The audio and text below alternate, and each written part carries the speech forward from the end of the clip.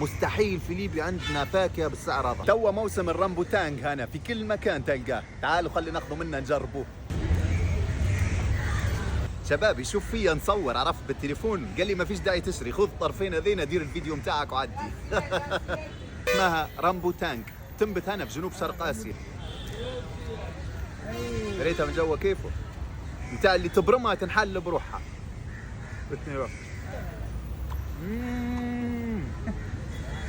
حلوه بك، طعمتها ما نقدرش نوصفها لان ما عندناش نحن في ليبيا، لكن هي حاجه كيف تحسها كيف العنب بكي، كيف عنب. انا نقول لك عنب غير في فاكهه تختلف.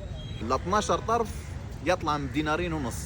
مستحيل في ليبيا عندنا فاكهه بالسعر هذا. 12 طرف دينارين ونص، شنو اللي عندنا هكي ترى؟ حتى فاكهه محليه مستحيل. رامبوتان الشايب هذا ريته كسر دماغي اهو. يتفرج ويضحك.